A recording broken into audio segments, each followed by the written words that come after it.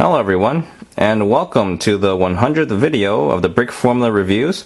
Some of you guys have been asking me to do something special for my 100th video, and your voices have been heard, so I've decided to review a creation that was made by someone else, and that person happens to be Torriares.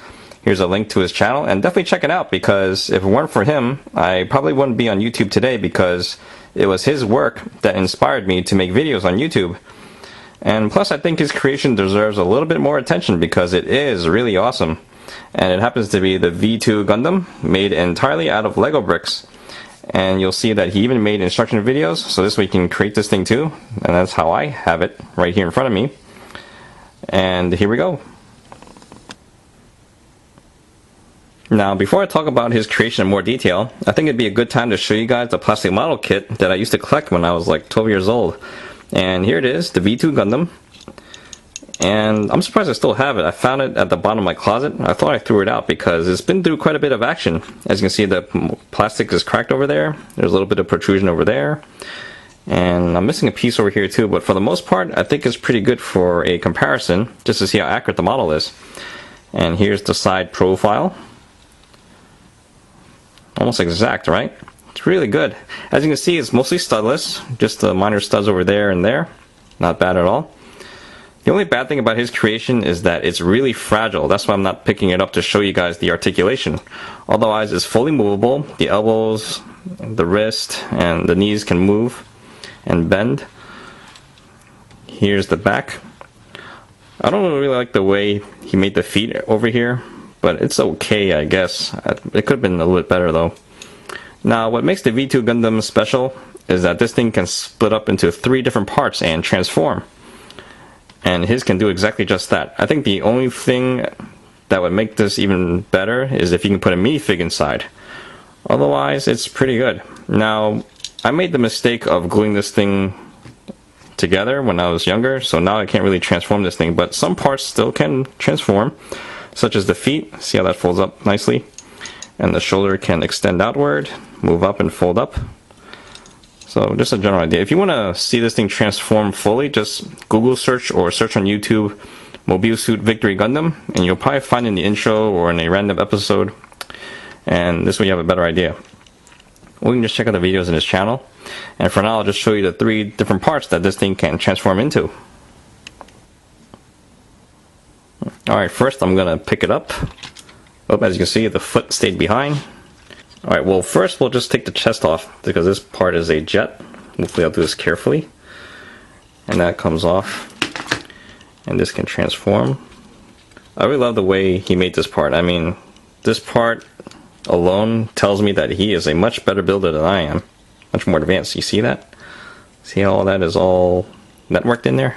It's really cool. And this can close up. It's pretty loose too, but there's nothing I can do about that. And this can move outward.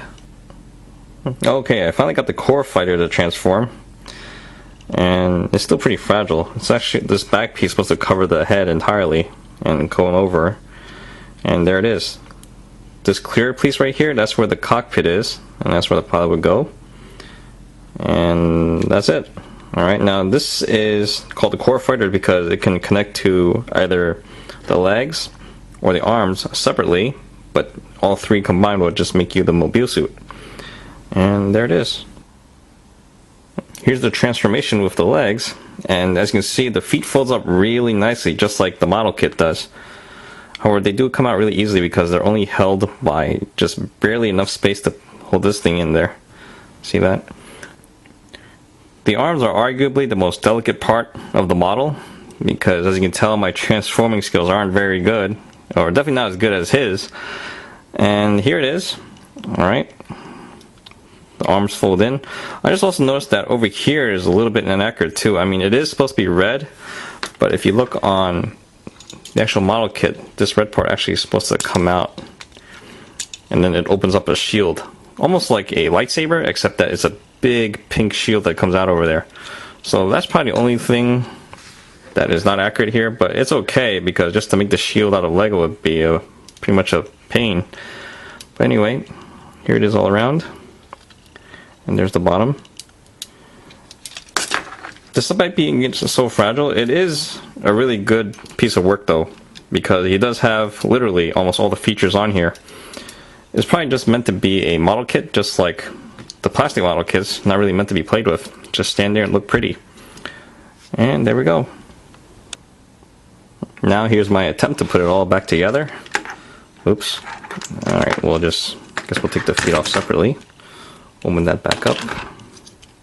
There we go. I remember him closing this part together. This way it'll actually fit into the waist. I'll open this up. Put that feet back inside. Alright. There we go. Can I stand on one foot? Ah, yes, I can stand on one foot. Awesome. Put that back in. Close it up. There we go. Alright. Push these back down. Alright. Feet is done. Moving up. Alright, the arms are going to be a lot of fun. Alright, so this part comes down like that. Need some space here. Alright.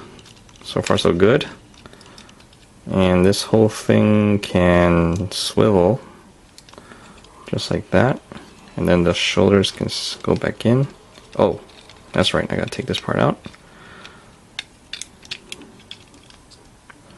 There we go. Oh, nice. And this can fold out. Alright, so far so good. And this blue part can slide back in. This will hold it straight. Alright. Hey, not so bad. I think I'm getting better at this. And we'll just fix the other arm. Alright, now to hook this up. This actually attaches to the black studs over here, and it goes right in there. See how that works? So the trick is to slide this right in there. Okay, so far so good.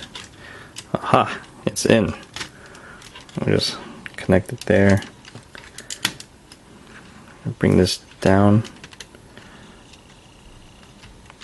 Okay, now to add the core fighter. Oh no, no, no, no, no, no. Okay. Well, still, you can do it. Okay. Now for the core fighter. Let's see. Oops.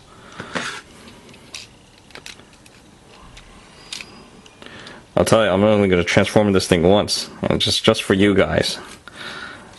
This part opens up, and now we'll do the fun part of pushing this back in.